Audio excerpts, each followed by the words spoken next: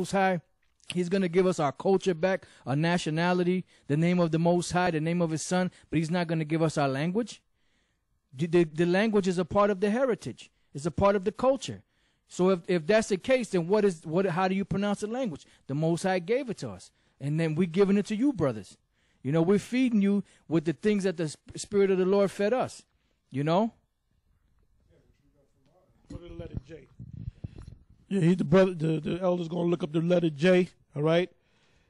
Like I said, Esau knows this. The so-called Jews and so-called scholars, they know the real Hebrew. They everything that we say, they know, but they're trying to hide it from the people. The main thing they're trying to hide from Israel, in the scriptures, the Most High gave the keys to Peter, right? You know what the key was? The name, along with the rest of the knowledge, along with the breakdowns. But the key is the name, because you can't get to the Father, Yahweh, without going through His Son, Yahweh Shai. That's the key that opens the door to Yahweh. Because Yahweh Shai is a middleman. He's a mediator. All right? He's our lawyer. Yep. Okay, so now we on the letter J, and you can speak on it and read on it. It's going to pretty much say the same thing. And if you notice, the letter J come from the Phoenician or Semitic character Yah, all right?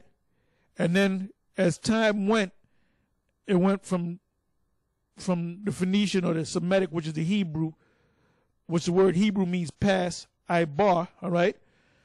Went to the Greeks, which is, they just cut off one part of it, but it's still the same Yah. Then they kind of made an I, then they kind of made it look like a J. But the sound J didn't come about until after the 1700s. So I'm going to let the elder read that.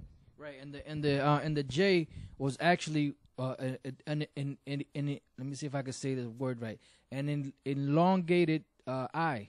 So what they did was they took the I and they made it longer, right? The iota, and they made it longer. Okay.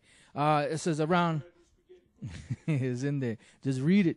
Around 1000 BC, the Phoenicians and other Semitic peoples began to use graphic signs to represent individual speech sounds instead of syllables or words. They used a symbol in the form 1-2 to represent the sound of the semivowel Y, and called it Yad, which the Hebrew word is Yad, which means hand. That's where the letter Yah comes from. It says their word for hand. It says it right there. Yeah, because that's what it looks like, hand. And then you got kop, as a kop, which is the letter ka, which is the palm of the hand. So it looks like the palm. Then you got yad, which is hand, which is like you're getting ready to grab something, and that's what the yad looks like. That's what the yad look like. Go ahead. It says the Greeks, adapting the Phoenician alphabet, varied the shape of yad, 3, 4, 5, 6, and altered its name to Yota. They use Yota. Right, Yota. That's the sound Ya. Go ahead. It says they use Yota to represent the sound of the vowel I. The Romans borrowed the alphabet from the Greeks via the Etruscans. The Etruscans were the seed of Japhet. Then the Romans that set up the Roman Empire were the Edomites. All right, that no longer wanted to be identified with Edomites because they knew that they dealt with Edomites, but they were Edomites themselves, but they didn't want to be called Edomites. Just like you got Sicilians that come over here, they don't want to be identified with being black, but they are black. They're from the Moors. Okay, go ahead. And use Yota to represent both the vowel I and the semivowel. The vowel I and the semivowel Y in time. They added a hook to Yota to identify the semivowel, and the new the new symbol became the letter J. They also adapted the alphabet for monumental inscriptions, and their monumental script 8 is the prototype of modern capital letters 12, 13. Medieval scribes adapted the Roman capitals to being quickly written on paper, parchment, and vellum, retaining the dot for the letter I to distinguish J and I. Form other similarly shaped letters. These uncial and cursive minuscules 9, 10, 11. are the prototypes of the modern lowercase letters, both written and printed 1514 during the medieval period and well into modern times. The letter I and J were interchangeable. In the 17th century, they were finally distinguished and assigned their modern phonetic values. Right. That's in the it was after the 17th century, or during the 17th century, that they changed the sound from iota, or the Y sound, the Ya sound, because like Julius Caesar sounded more like Eurus Caesar. Give me another example. Right, Jesus, they didn't call him Jesus. Eus. All right? So in the 1700s, or I'm sorry, the 1700s, around that period, like it says, that's when they added that extra sound, the J sound, the Ja sound. That's why when they call on the name of the Most High, they say Jehovah.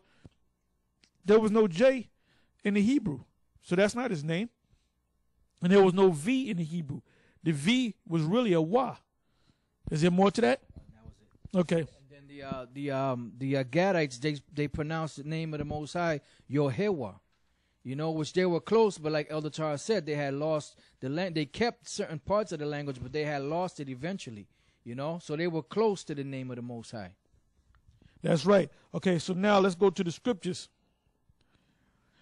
So, I'm sorry, before we go to the scriptures, the alphabet, Abba, Gada, Hawa, Za, I went through it. This is the third time I'm going through it. You have you have Ba, you have Ga, and so forth and so on, right? You got Ha, which is that hard gutter sound, and then you got I. The rest of them all have that sound, that vowel. So now let's put these letters together. Let's go to the Tetragrammaton. You got the Y. What is it? You got the Y, H, W, H. The Y is supposed to represent Yah. They showed you that in the dictionary. The H is supposed to be Ha. The W is supposed to be Wa. And the H is supposed to be Ha. So you put them all together and you have what? When you put the sounds together, instead of Y, you say Yah, it would be Yah, Ha, Wa. Now Nate Satan, he got the name Yahweh. Yah is a Yah and a Ha. How can it end up A or way when you have to have that H sound? So it has this. If you come close to it, it would be Yah, Ha, Yah. Well, it makes sense to say Yah, Ha, Wa. You got the Yah sound because Nate knows the Hebrew. He knows the alphabet. He knows the Ba, Ga, Da, Ha, Wa. You got it. Ba, Ga, Da, Ha, Wa. You got the Ya. You got the Ta. You take the Ya. You add the Ha behind it. You got the you add the Ha behind it. You got the Ya. You got the Wa. Ya, Ha, Wa. That's the name of the Most High. That's the name of the Most High. Even in the Blue Letter Bible, when you go to the name of the Most High and they break it up, the last part of it they say Hava, which is really Hawa, because we know that there's no such thing as a letter V. Because even in the Latin, the letter V wasn't pronounced, even though they had that look to the letter, like for the number 5 is a Roman numeral for V, but the pronunciation was Wa. Like in like you had the word wine, it would be wino, but then you had other not vino. It wasn't vino. It's wino. That's right. So that's how you know that the V wasn't pronounced like you do today. That came later on also. Yeah, because what was the Caesar that said Julius Caesar? The saying is Vini, Vidi, Vici, right? Vini, means came, right? Vini.